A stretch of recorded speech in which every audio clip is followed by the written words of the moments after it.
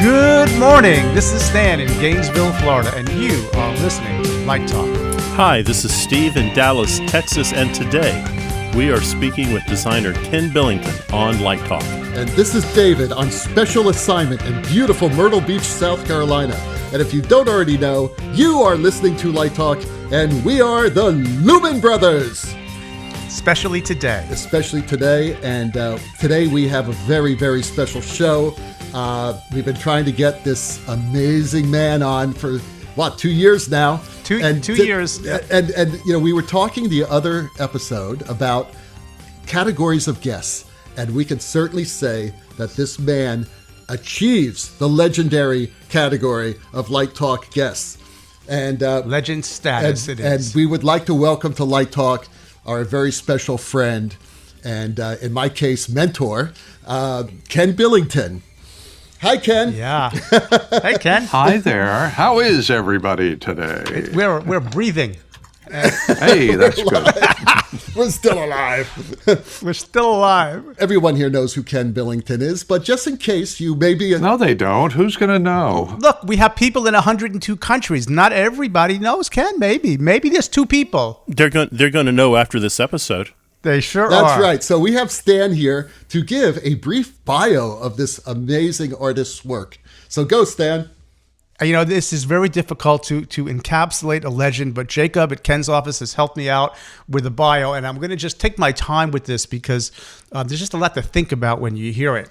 So Ken Billington is a legend, and he's an international lighting designer working in theater, television, and architecture.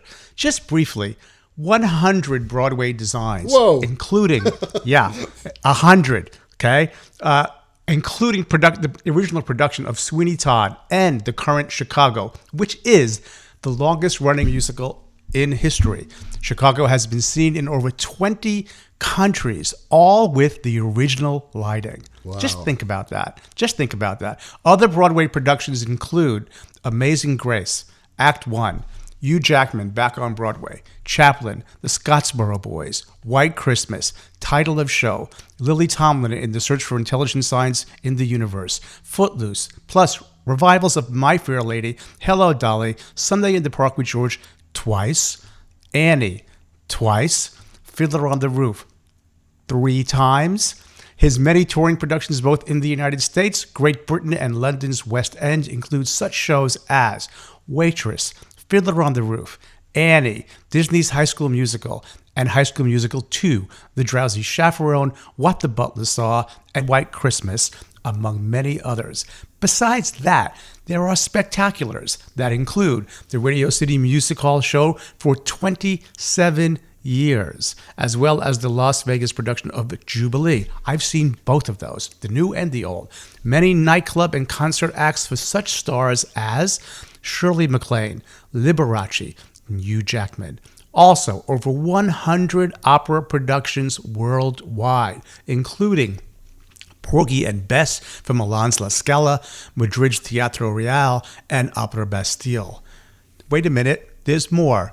In theme parks, his work includes the original Fantasmic at Disneyland, California, Shamu Killer Whale shows for SeaWorld parks in Florida, California, and Texas.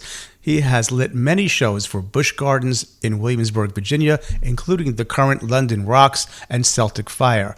His architectural work can be seen in clubs and restaurants in the United States and Asia, and include landmarks at New York's Tavern on the Green and 54 Below. And let me just finish with just a few of these awards he's received. He's the recipient of many, including the Tony, which they give out for Broadway, the Lumen for architecture, the Ace for television, and LDI and USITT Lighting Designer of the Year. And in 2015, he was inducted into the Theater Hall of Fame. Woo. Now, if we had applause to kind of fit in there, David, you would put in some I'd throw it in applause there. Absolutely. What an accomplishment. Are we going to wake everyone up?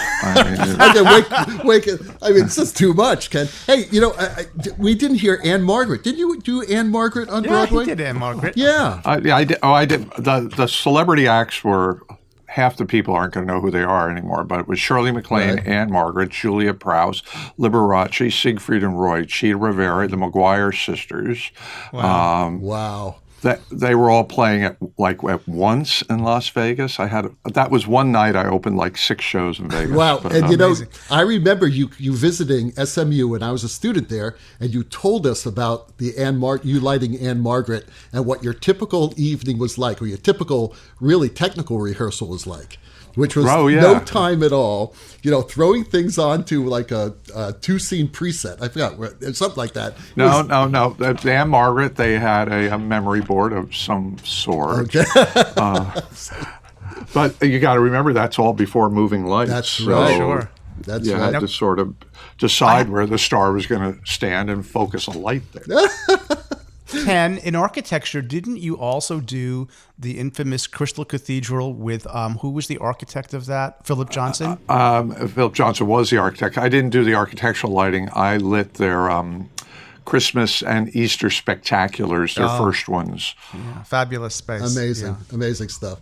So, what I do cathedrals, killer whales, the Rockettes, it's fun. He's not proud. He'll do anything. From cathedrals to killer whales. I love it. There's the episode. That's right? it. That's the title right there. So anyway, Ken, enough of us, having fun here. Steve actually has a serious question for you. A serious question. Oh, God, I can't wait. Hi, Ken. This is Steve down in Dallas. I was wondering if you could talk a little bit about how you got started in this business. I turned the lights on and off, and that was fun. He's good at it. And I don't know if I'm any better at it, but I did it in the 3rd grade. Tell us about that. What in the 3rd grade? What happened? It's actually I was an actor then. That was part of my acting career, and I was playing a gingerbread man. And we had rehearsed in the classroom, which was very lovely, and we had painted our gingerbread costumes. I don't know what the show was. That part is lost to history. But anyway, we finally went down to the auditorium to rehearse. And this was in Harrison, New York, which is it's a suburb of New York City, 25 miles away. Yeah. And I got down on stage, and I made my entrance from stage left. The teacher was stage right, basically because a curtain pulled from there.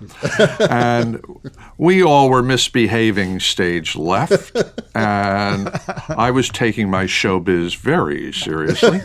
And, however old you are in the 4th grade, I guess you misbehave when you're left alone. So I walked across what would be the orchestra pit to, I guess, snitch on my friends. And the teacher said, "You left your position, you're out of the show." I said, my acting career was dashed in the 4th grade. My goodness. Who knew this? And so she said, "Go sit on the steps off stage there." So I was sad, and I sat on the steps. But I was sitting next to all the light switches.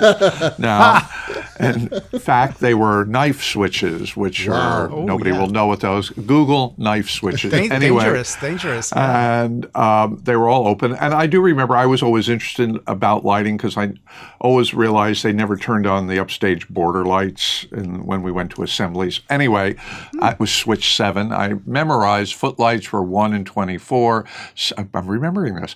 7 was the upstage border lights, or actually floodlights, whatever they were.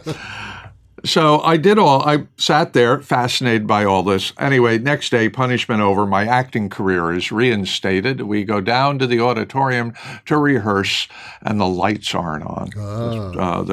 So the teacher says, "Somebody go get the custodian to turn the lights on." And I said, "I can do that." And I went and turned all the lights on. She said, "Oh, good, you can run the lights." Perfect. Wow. I have a follow-up question here, Ken. Well, I got to finish this one. Oh, I'm sorry. Yeah, just interrupt that anyway. Because I can kill a whole hour on being in the 4th grade. That's good. The Gingerbread Men turned into little boys. Was a plot point. And we need to do a blackout. This is radical when you have a dozen night switches. But there was a main. I can't believe I did this. It was like a 60 amp knife switch. And I'm, a little guy standing on a chair. And so for the blackout, I pulled the knife switch out. And I remember Sherri Zimmerman next to me slammed a pair of cymbals in my ear.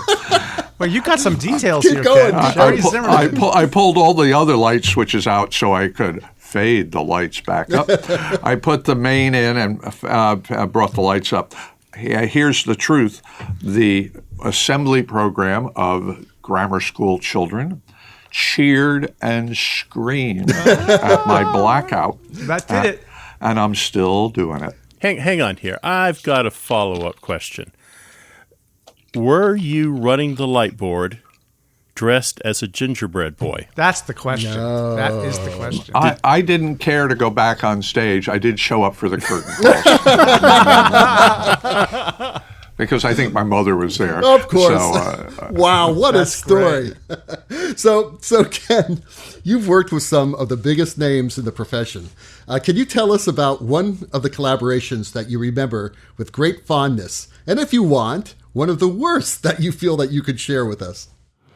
It's interesting. I've done a lot of shows. And, I've done 100 on Broadway, but that doesn't mention the 50 that closed out of town or the endless, the 200 road shows and the 100 off-Broadway shows and whatever.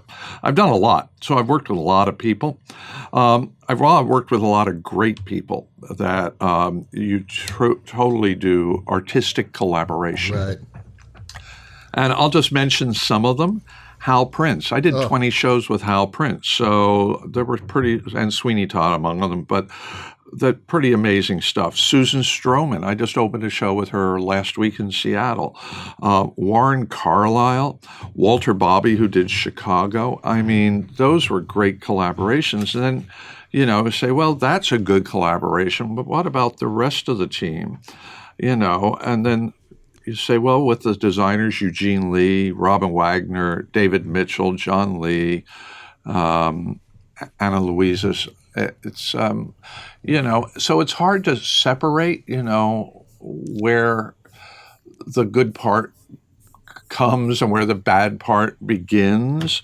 I sort of erase the bad stuff because who wants to remember that? Right. I can tell good stories, but I'm maybe not here because some of them are still alive. But not with those people. And if I just tell you, last week I opened it's a show called Marie Dancing Still. It's at the Fifth Avenue Theater in Seattle. We did it in 2014 at the Kennedy Center. It was called Little Dancer in those days. And we hope to come to Broadway. There's a producer. We're just waiting for a theater. It's a new musical written by Lynn Ahrens and Stephen Flaherty, directed and choreographed by Susan Stroman, scenery by Beowulf Borat, costumes by William Ivy Long. I did the lighting. Ben Piercy of 59 Productions did the projections. There are Besterman orchestrations. Anyway, it's about Degas creating his little dancer statue. Oh, cool. And it is breathtakingly beautiful, if I do say so myself. But it isn't that the lighting is breathtaking. It is one of the rare times you see all departments firing on all cylinders. Wow. Where everybody is at the top of their game. And it is from the orchestrators to the sound designer, Kai Harada, to everybody, stage management. There was not one missed beat that anyone did. This doesn't happen often. No, I was going to say, how rare do you think that is? Is that one in every 50 shows, Ken? Yeah, maybe one in every 25 or 30. Yeah. But and so it was amazing. And somebody came up to one of the stagehands, said to me, "I've been here for 3 weeks." And he'd been there for a lot of time. He said, "Nobody ever raised their voice." I said, "Well, no. Why would we raise our voice?" He said, "But nobody even got angry. There was never any tension. There was not a raised voice. There was, when the scenery would grind to a halt for whatever reason, banging into something or somebody being in the way of it, or, those things happen. That's what a tech rehearsal is. But there was never anything except everyone trying to figure out where we were going to dinner and how we could get back and continue doing this great work." So those are great moments. I look forward to those. And somebody said, you've been going into the theater every day at 9, and we would work till, I think we worked till 11:30 every day, except when we were previews, we were out by 11. But somebody said, how can you work those hours? Were you tired? Yeah, I was exhausted, but I couldn't wait to get up and go back. Wow, Nice. that's great, man. Nice. You know, you mentioned Sweeney Todd, and I remember seeing that on Broadway. I saw a preview because I think I saw you in New York at that time. You said, oh, you got to check out the show, and I went over. And we had Steve Terry on the program a few weeks ago, and he was telling me that there was the trims of those electrics over that ceiling were like really high, and there was only one guy who would actually focus that high. Do you remember that? I think I know who it is. Well, I think I heard that story too.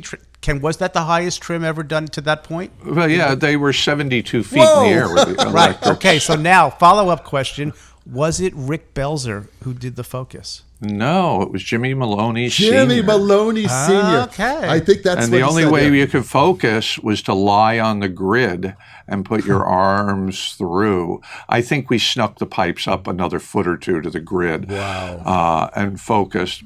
But, you know, I remember the day a 10K lamp blew on 10K Fresnel. That was, besides being loud, it was hard to reach, but we did it. Yeah, that's hard. And that's before moving lights. That Right. was Lico's 10K Fresnels and beam projectors. Beam projectors. Oh my God. I just remember how beautiful that show was. I'd never seen anything like it. Mainly because of the trims. So you were telling me at the time, I remember about the 10K Fresnels and how you were shooting through that material, which really gave this beautiful diffuse light. It was quite spectacular. Yeah, no, it was a ceiling that was actually, I think it was muslin, but it looked like it was glass, Yeah, a from glass that ceiling. distance, yeah. That was filthy. But yeah, and it's interesting. I look back at it, and I think there were 90 dimmers on the show, 12 of which were 10K. Right. But the show was lit very simply with 6 follow spots and some 5K Fresnels and whatever. So it was simple and Clarity of idea. Clarity, Ken. but the story I tell about that is the set, it was the longest load-in the history of Broadway. I think it was 2.5 weeks. Wow. By the way, if anybody wants to see the light plot and everything that goes with it, including the cue sheets and the follow spot sheets and the production schedule, go to lightingarchives.org because it is all on there for Broadway, the national tour, the bus truck, and the Drury Lane in London. But anyway, the set was so far behind, the stagehands union in New York, it's usually you're not allowed to load in and rehearse on stage. So you're supposed to finish the load in, which finishes when the last light is focused, or the set is finished, but whatever. And then they come on stage and rehearse. Because we were so far behind, they let us load in until dinner. And after dinner, they brought the cast back. Wow. The cast would come in and we would check, but I didn't have the lights focused. They managed to check Act 1 and by Act 2, I had the follow spots, 4 of them, and no stage lights. And they finished teching the show, and I hadn't lit the show.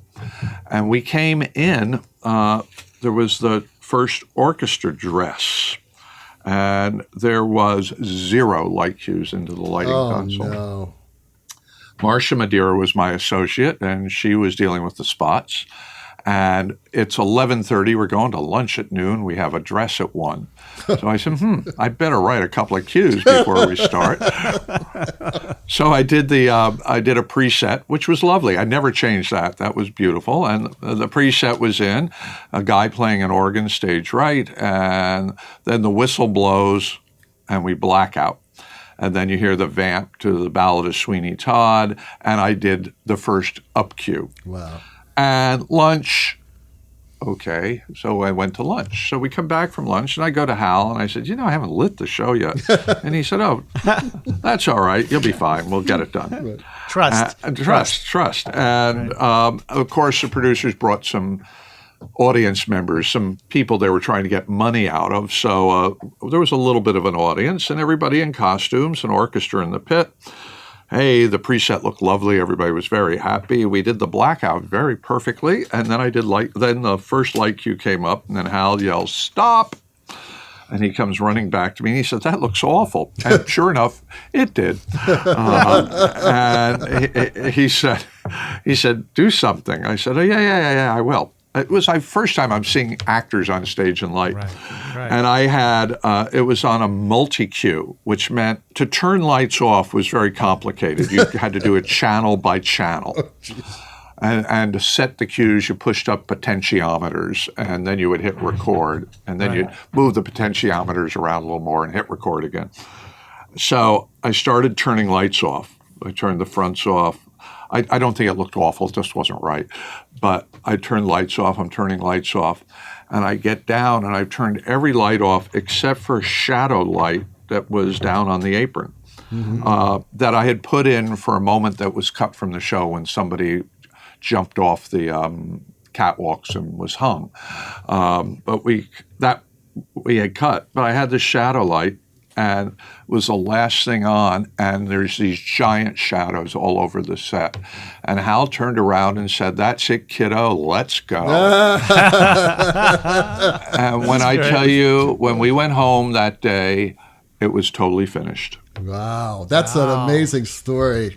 Great story. And now I changed it and adjusted it and polished it, but we previewed like 2 days later, and we previewed for 1 week and opened. Yep. What comes out of that for a young designer is, you don't have to spend an hour and a half on each light cue. Right. No kidding. To knock out Sweeney Todd, which at the time was nothing had ever been seen like that, and in the good sense, and that I did it, and I did it on the fly with the company there on stage and a well-known director, and we did it, and it looked really, really good. In fact, though, the only thing is Sweeney Todd was nominated for 9 Tony Awards. Wow. It won 8. The only one it didn't win was lighting. Well, they do make mistakes sometimes. So everyone thinks I won. I just blew it. But anyway. You blew it. No, that was a beautiful show. It was incredible. Say that again, Ken. You said you don't need to spend an hour and a half to make a beautiful cue. What I love is I think follow your gut. What you turn on first. Put 1 at full, 2 at full. That's right. If it looks good, stop. We were talking about this a few weeks ago. Someone asked the question, what's the first light you bring up? And I said, the most important one. Whatever that is in your gut, that angle. And don't take it to 30%. Take it to full. You're right. Well, this is, I say how you can tell the men from the boys, as it were, is when you light a show, when you're picking your color for the show, you're sitting wherever you're sitting, looking with your little gel book up to your eye, looking at a light bulb, hopefully an incandescent light bulb. As everybody in my office here wanted to change my incandescent light bulb next to my desk to an LED, I said, no, we can't do that. But when you're sitting there looking at your gel book, and if you're going for a discharge source and you're looking out the window, what you're doing is that's, you say R33, you're looking at something that's 100%. Right. So you look at R33 at 100%. So when you get into the theater and you have carefully picked all these colors, you've beat yourself up, you have done it, you wonder if you did it right, you do a lot. Color is so personal. And then you get into the theater. If you want to see what you thought when you looked at that gel in your desk lamp, you put it at full. Yep. So you take and put it at full. That is what you conceived when you were creating the show. Now, maybe that's too bright and doesn't look good. Then you take it to 70. You take it to 50. You take it to 30. No, we were joking, Ken, because I must tell you honestly, when we were answering this question, I basically said, well, you take it to full. And I said, you know who taught me that? Ken Billington taught me that. You hear that, kids? Listen up. Absolutely. I said this weeks ago, and it's true. And then I said, and the thing about Ken is that he had this way of lighting back, and I'm talking back 80s. This is a long time ago. I said, where everything was either at full, 70, 50, 30, or out. Well, that was left over from manual control. Yes. Sometimes I go to 80 now. But anyway, I'm so glad you said that, Ken. That was just fabulous. Yeah. And so I always say I can tell usually a young designer because they started at 30 and then they brought it to 40, then they brought it to 50, and then you took it back to 40 and they left it there. They never saw what their concept was. And that makes a lovely brown light, which is really hard to do sometimes. But by the way, by the time you've made it to Act 2, you know what everything looked like. Put it wherever you want it. But for the first 30 cues, you better be putting it full. So, this leads into the next question that's mine, Ken. So this is a little bit of praise here. You are celebrated as an artist, but we all know that good artists also master their medium, because we're talking about light and artistry. So how would you describe your relationship to art and technology? Well, I do think of myself as an artist. I have never thought of myself as a technician in any way, shape, or form, because I don't know anything about the technical. Now, obviously, I know a lot, but I don't really. I hung lights once, so I know actually what the guy on top of the ladder's doing.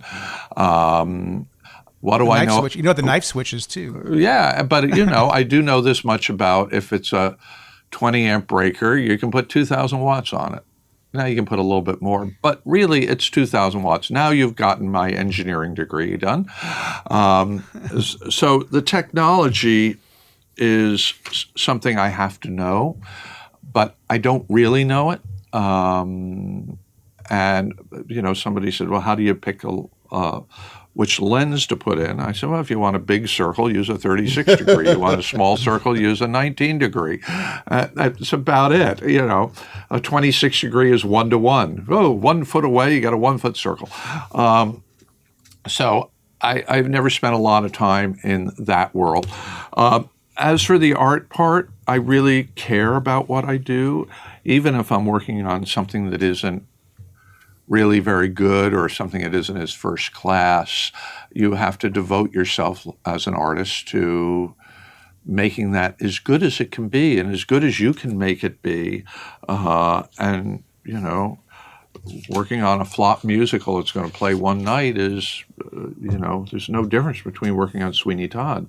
Mm-hmm. You still have to give it as much devotion and as much care and as much love as you can give to any show, because that's where I'm at.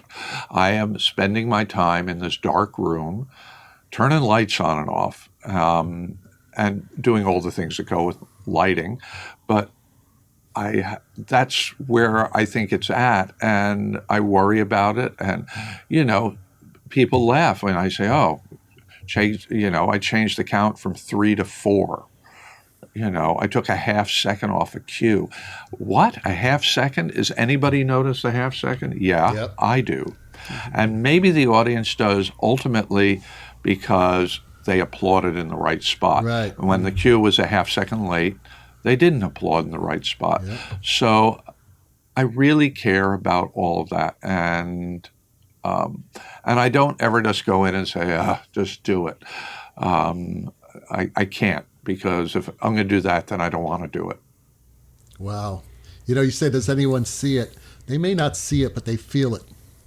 Yeah, absolutely.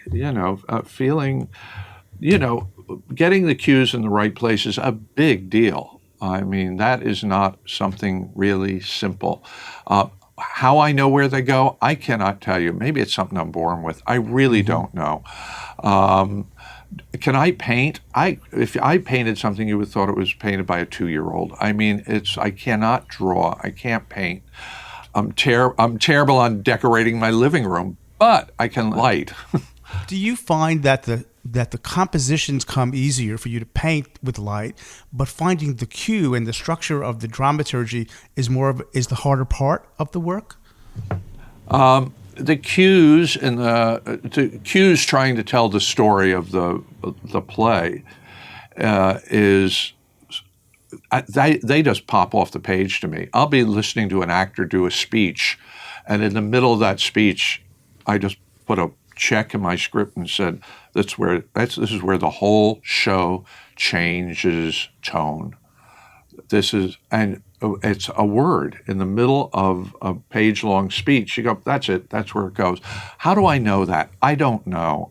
I really don't know, but I do know where it is. And so cue locations are not, I find, hard. Some people put over cue, some under cue. Some directors want a cue on every beat. I don't necessarily think that improves us. But I do try and create something that makes sense because ultimately I have to support the drama that is as written by the playwright, no matter what it is. And even when you do something in a theme park and it's something that's going to play for 20 minutes, 5 times a day, you still have to support the drama of the piece. And yeah, they may be people out there singing and dancing and wearing too much makeup, but guess what? You're telling a story, yep. And I have to tell that story really correctly. Nice. Brilliant. Wow. Well, David, I think you have our next question. Yeah, and Ken, this question is dear to my heart and to many of us. You have influenced countless lighting design careers in the theater. Many of these theater artists were once your assistants. I assisted you on a few shows, but also our Lumen sister, Ann McMills, worked in your studio. And, we all have fond memories of this. Could you please tell us some of your proudest moments when you watched your assistants develop into designers? Oh, sure. Well, you know what? I've actually been talking to everybody in the office. I think we need to come up with a family tree. Good idea. Because somebody sent an email, or maybe it was on Facebook, and one of the guys in the office came in and said, and it was I can't remember who did it, but it was somebody I knew who had worked here in the 80s, and they were saying, I remember the good old days working for Billington. It was a plot a day. That's what we called it, plot a day. So, there's been a lot of people. But, when I see Natasha Katz win her first Tony, it's pretty thrilling. John Custner, who came to me right out of college, he's 22 degrees now, but when he was winning his Emmy Awards for all his work with Bob Dickinson. Brandon Baker, who was with me a few years ago, he had an installation at the Guggenheim. Wow. And, that's pretty impressive. That is. Ben Piercy, who was my associate, is now 59 Productions, winning Tonys for his brilliant projection design. Clifton Taylor and Ann McMills coming out with these fabulous textbooks that will influence way more people than I have. But, so that's all sort of exciting that I see them go on and do things and be successful and have careers, and not jealous of any of it. Because the one thing I figured out a long time ago is no matter how good I am and no matter how much I'm loved and no matter how many whatevers, I can't do everything. I only can do what I can do. I can't light 30 shows on Broadway a year. I can do, the most I ever did was 5. I never care to do that again. 1 a year, 2 a year. And I know that's going to say, oh, yeah, but you're doing Broadway. But I can't do it all. And if I get a gig, if I'm doing something I've never done before, I'll ask somebody, when I'm doing something, I'll call Bob Dickinson and say, well, what correction should I put in an HMI? And he just tells me. I mean, I'm not proud. Me either. I don't know all those things, so I call my buddies, and even if I don't know them, they'll tell me what's going on and how to make it all work. So I'm proud of the guys who work for me, and then there's an army of people that have worked for me that I'm leaving out. Doesn't mean that they weren't brilliant. I just can't remember them all, which is why I need to do a family tree. So this is an interesting kind of story you're weaving about influence. Let's talk about Tharon Musser for a little bit. Sure. My favorite subject. I can talk about Tharon. I got this year, they did a chorus line at City Center Encores. And when it was done, the revival about 10 years ago on Broadway, Natasha lit it. And I usually do most of the encores, but Natasha was going to do that one. That was fine. And they called me a few months earlier before it and said, Natasha isn't available. Would you do it? So I called Natasha and she said, oh, Ken, do it. I'll give you everything I got. So let's talk about our lighting designers helping each other.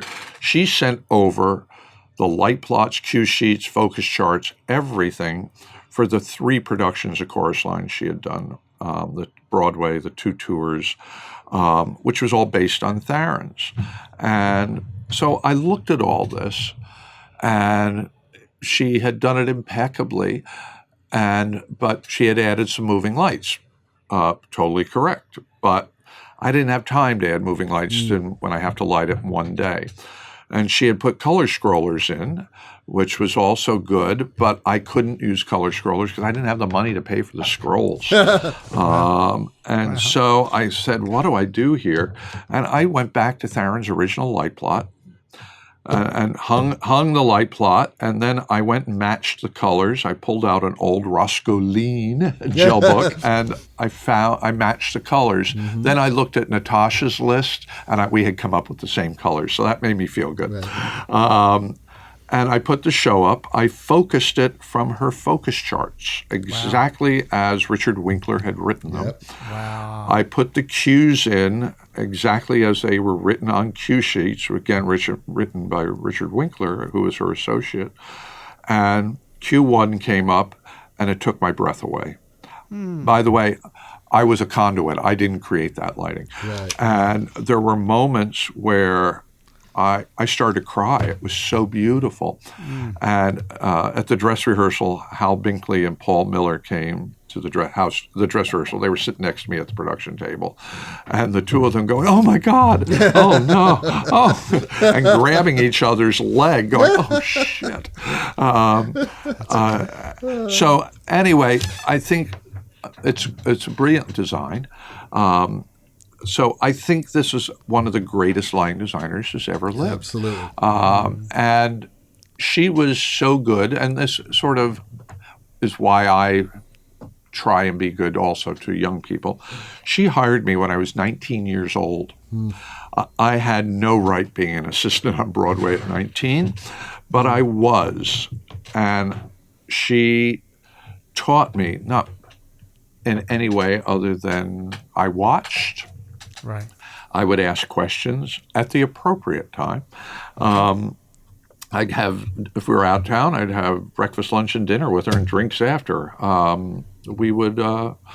She totally immersed me in the project like I was one of the creators, even though I was the assistant. And assisting in those days was not anything like assisting now. It was piano boards, so you had to track the cue sheets so that you could know where the light channels were. You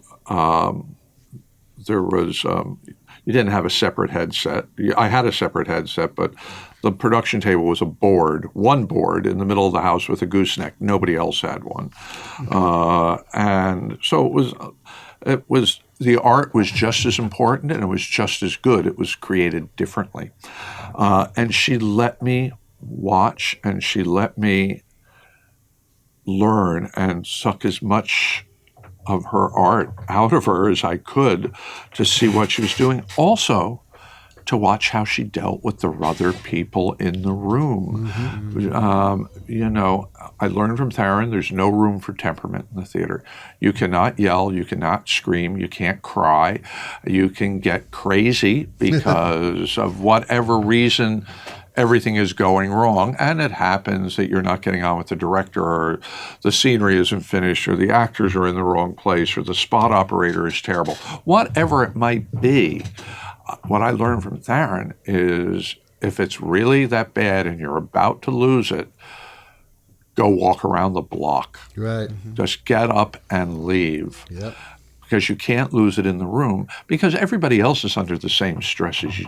Maybe the director's under more, which is maybe why he's turning around every 5 minutes and saying, I can't see them, or why is it blue, or whatever they might be saying. But so it's just being a cheerful person sitting in the room, because if it's cheerful and it's a pleasant place to work, everyone is happy and everybody does better work. So armed with all that information, I was good. And I realized when I had to stop assisting and I need to attack this on my own, is we were doing a musical called Applause in 1970. And we were out of town, and Tharon was lighting transitions or something. And I said to myself, oh, no, it should just be the blue backlight. It should just be the blue backlight. What's she doing? And this is all to myself. And she did something else. And I said, oh, it should just be the blue backlight. And then I slapped myself and said, I am sitting here thinking I can do better than the greatest lighting designer that's ever lived.